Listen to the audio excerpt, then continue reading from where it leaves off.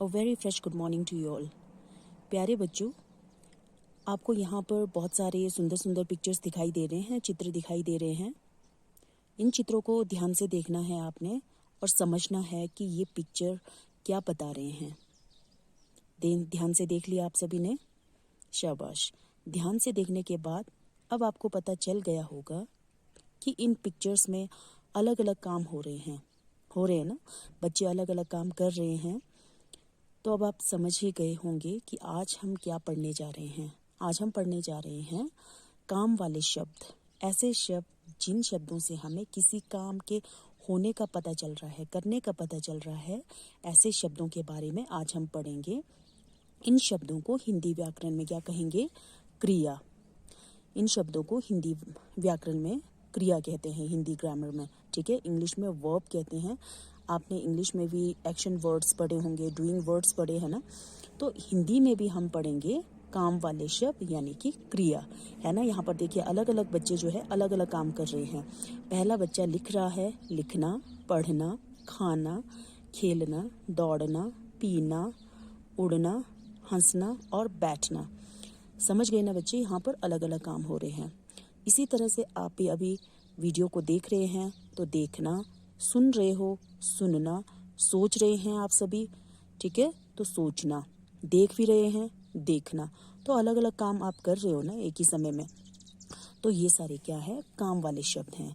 तो आज का जो हमारा टॉपिक है हिंदी व्याकरण में से वो है क्रिया। बच्चों, अभी हमने बहुत ही सुंदर सुंदर पिक्चर्स देखे जिसमें अलग अलग पिक्चर हमें अलग अलग काम के बारे में बता रहे थे, ठीक है। इसके बाद अब हम आते हैं आपके हिंदी व्याकरण वर्तिका, पेज नंबर 41 पर। देख लीजिए सारे बच्चे, ध्यान रखिए जब आप वीडियो देख रहे हो तो आपकी किताब हमेशा खुली होनी चाहिए, साथ में होनी चाहिए, तभी आप हर टॉपिक को अच्छे से समझ पाओगे। तो देखिए आज का जो आपका टॉपिक है ना, क्रिया, वर्ब। ये पेज नंबर 41 पर है, चैप्टर नंबर है 10। यहाँ देखिए लाल शब्दों में क्या लिखा है? कामों का होना बतलाए, वाक्यों को जो पूर्ण कराए, तीन काल का ज्ञान कराए, शब्द वह क्रिया कहलाए। क्या कह रहे हैं? कामों का होना बतलाए, ऐसे शब्द जिससे हमें किसी भी काम का होना बताते हैं। वाक्यों को पूर्ण कराए, ठीक है, वाक्य मीन्स सेंटेंस, जिन शब्दों से सेंटेंस को कंप्लीट करने में मदद मिलती है, ठीक है। ये क्रिया वाले शब्दों से ही कोई भी सेंटेंस पूरा होता है। तीन काल का ज्ञान कराए, इसके थ्रू हम क्या सीखते हैं? तीन टेंसेस के बारे में भी सीखते हैं, है ना। टेंस तीन आप सबको पता है ना, तीन काल कौन कौन से हैं? काल मीन्स टेंस। शब्द वह क्रिया कहलाए, ऐसे शब्द ही क्रिया कहलाते हैं। अब यहाँ पर भी पिक्चर्स के थ्रू आपको बहुत अच्छे से समझाया है। चिड़िया उड़ रही है, ये जो नीले रंग से लिखा हुआ है ये क्या है? क्रिया वाले शब्द हैं। उड़ना, उड़ना क्या है? क्रिया वाले शब्द हैं। सोनू पढ़ रहा है, पढ़ना हमने देखा पहले, पढ़ना क्या है? काम वाला शब्द है यानी कि क्रिया वाले शब्द हैं। राधा नाच रही है, घोड़ा दौड़ रहा है, बच्चे खेल रहे हैं और राम लिख रहा है, ठीक है। अब यहाँ देखिए इसके बाद है इसकी डेफिनेशन। इसकी डेफिनेशन को आपने ध्यान से देख लेना है। क्रिया, जिस शब्द से किसी कार्य का करना या होना पाया जाए, ठीक है। किसी भी शब्द से, जैसे यहाँ पर खेल रहे हैं, ठीक है, पढ़ रहा है, नाच रही है, ऐसे शब्दों से, जिस शब्द से किसी कार्य का, कार्य यानी कि काम, है ना, कार्य का करना, आपको करना पता चल रहा है ना कि यहाँ पे कौन सा काम किया जा रहा है, या होना पाया जाए, उसे क्या कहते हैं? क्रिया कहते हैं। जैसे पढ़ना, दौड़ना, खाना, लिखना एटसेट्रा, ठीक है। तो ये सारे शब्द क्या है? क्रिया वाले शब्द हैं। इसके बाद पेज नंबर 42 पर देख लीजिए, सबसे ऊपर ध्यान दीजिए, ठीक है। ये सारी चीज़ें आपको सीखनी है, पता होना चाहिए। क्रिया का रूप लिंग के अनुसार बदलता है। जो क्रिया है, ठीक है, वर्ब है, वो जेंडर के हिसाब से चेंज होता है। इंग्लिश में नहीं होता है लेकिन हिंदी में होता है।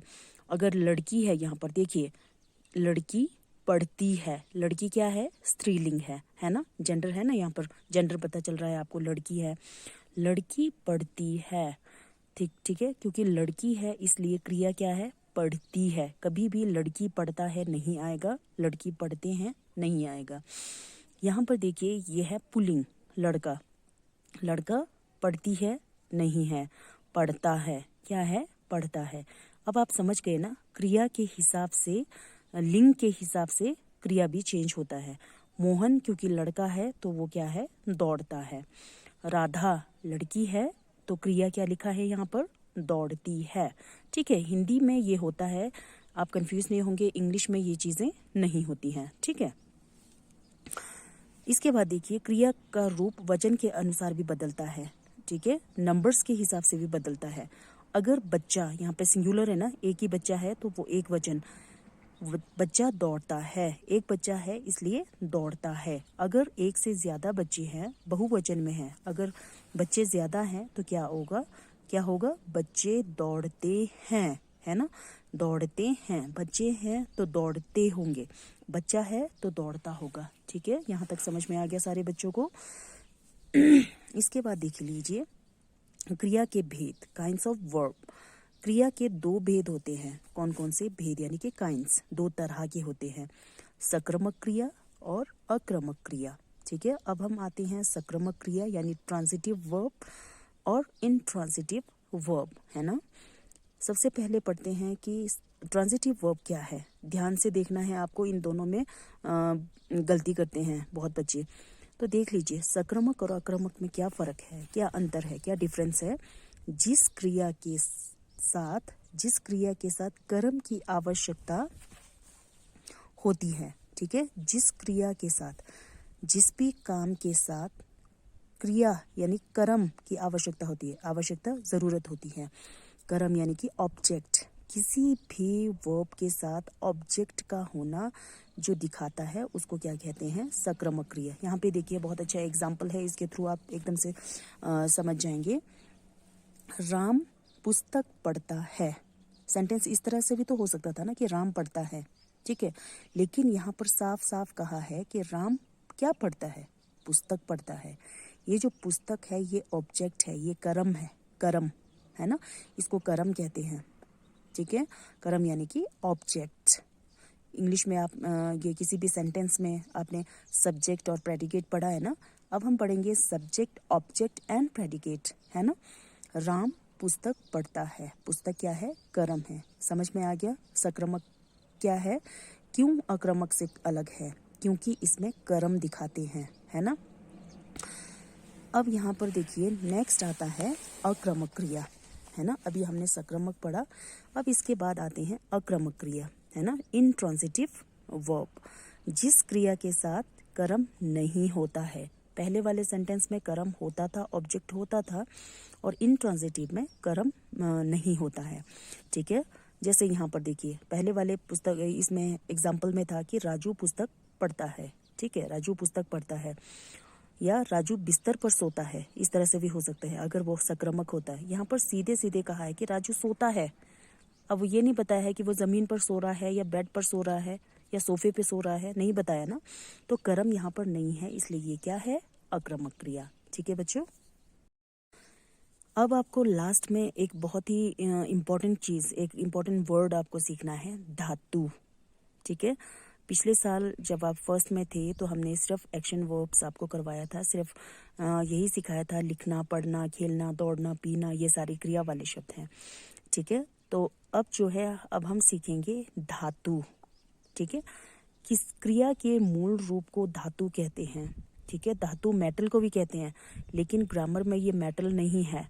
ठीक है, यहाँ पर धातु का मतलब होता है क्रिया, जो वर्ब है, वर्ब का देखिए यहाँ पर जो मूल रूप है। ठीक है, लिखना जो शब्द है वो किससे निकल करके आया है, लिख से निकल करके आया ना, तो ये जो लिख है ये क्या है, धातु है ना, तो हमने बाद में जोड़ा है, जो इसका असली शब्द है वो क्या है, लिख है। ठीक है, तो ये इन्हीं शब्दों को क्या कहते हैं, धातु। तो आइए इसके और भी एग्जाम्पल हम यहाँ पे पढ़ते हैं। जैसे लिखना तो अभी हमने पढ़ लिया, बहना, नदी बह रही है, बहना, ना हमने बाद में जोड़ा है। ठीक है, ये क्या है, असल जो इसका असली जो शब्द है, मूल रूप क्या है इसका, क्या है, बह, काटना का काट, काट से काटना बना है, डर से डरना बना है, उठ से उठना बना है, धो से धोना बना है, सुन से सुनना, और बढ़ से बढ़ना, पढ़ से पढ़ना, और हट से हटना। अब आपको समझ में आ गया ये सारे शब्द क्या है, धातु है। जो शब्द का असली रूप होता है उसी को ही, मूल रूप जो होता है उसी को ही धातु कहते हैं।